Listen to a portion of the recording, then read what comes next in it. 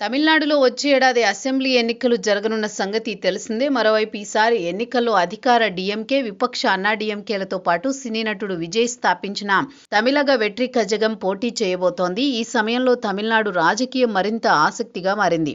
ఈ సందర్భంగా విజయ్ పాలిటిక్స్ కి సలహాలు ఇవ్వడంపై కమల్ హాసన్ ఆసక్తికరంగా స్పందించారు. వచ్చే ఏడాది జరగనున్న అసెంబ్లీ ఎన్నికల వేళ తమిళనాడు రాజకీయం ఆసక్తిగా మారిన సంగతి తెలిసిందే. ప్రధానంగా విజయ్ టీవీకే పార్టీ ఎంట్రీతో ఇది మరింత రసవత్తరంగా మారిందని అంటున్నారు. మరోవైపు వచ్చే ఏడాది జరగనున్న అసెంబ్లీ ఎన్నికల్లో సీఎం అభ్యర్థి విజయేనని టీవీకే పార్టీ ప్రచార విభాగం ప్రధాన కార్యదర్శి అరుణ్ రాజ్ ఇప్పటికే వెల్లడించారు.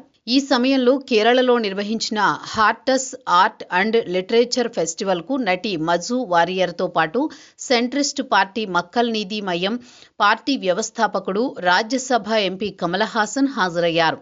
ఈ సందర్భంగా 2026లో నిర్వహించనున్న తమిళనాడు అసెంబ్లీ ఎన్నికల్లో పోటీ చేయనున్న విజయ్కి ఏమైనా సలహాలిస్తున్నారా అనే ప్రశ్నను ఎదుర్కొన్నారు కమల్. దీనిపై స్పందించిన ఆయన, తాను సలహా ఇచ్చే స్థితిలో లేనని, తానెప్పుడూ సలహా తీసుకోలేదని, బహుశా నా సోదరుడికి సలహా ఇవ్వడానికి ఇదైనా సరైన సమయం కాకపోవచ్చని అన్నారు.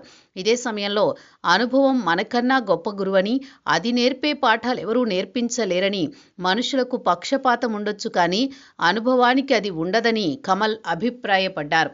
ఇక ప్రస్తుత రాజకీయాల్లో ఫుల్ బిజీగా ఉన్న విజయ్ కొత్త సినిమా జయనాయగన్ వినోద్ దర్శకత్వంలో తెరకెక్కుతున్న ఈ చిత్రం వచ్చే ఏడాది సంక్రాంతి కానుకగా జనవరి 9న విడుదల కానుంది. మరోవైపు ఈ ఏడాది ప్రారంభంలో చివరిసారిగా మణిరత్నం దర్శకత్వంలో కమల్ హాసన్ థగ్ లైఫ్ సినిమాలో కనిపించిన సంగతి తెలిసిందే.